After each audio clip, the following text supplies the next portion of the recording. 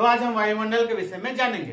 वायुमंडल किसे कहते हैं? इस डायग्राम को आप देखें तो ये जो ब्लैक कलर से आप देख रहे हैं सर्कल, ये अर्थ को दर्शा रहा है और अर्थ के चारों ओर क्या है तो गैस का आवरण है जो रेड कलर से दर्शाया गया। तो गैसीय आवरण जो है पृथ्वी के चारों ओर, उसको ही हम वायुमंडल के नाम से जानते हैं या वायुमंडल बोलते हैं।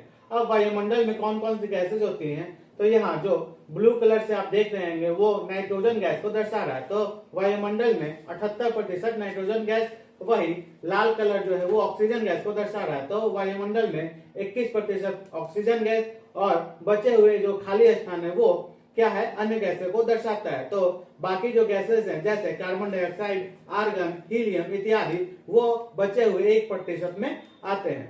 तो इस प्रकार वायुमंडल में जो गैसेज है हमने चर्चा कर लिया। अब पृथ्वी की सतह से ऊपर जब हम जाएंगे तो वायुमंडल के घटक यानी तापमान इत्यादि के आधार पर वायुमंडल को 5 भाग में विभाजित किया गया है। जो पृथ्वी की सतह से सबसे नजदीक का भाग है उसे क्षोभ मंडल कहा जाता है और अंग्रेजी में इसे ट्रोपोस्फीयर कहते हैं। वही क्षोभ मंडल के ऊपर हमें समताप मंडल मिलेगा जिसे स्ट्रेटोस्फीयर कहा जाता है अंग्रेजी में। उसके ऊपर मिलेगा मध्य मंडल जिसे मेसोस्फीयर कहा जाता है अंग्रेजी में।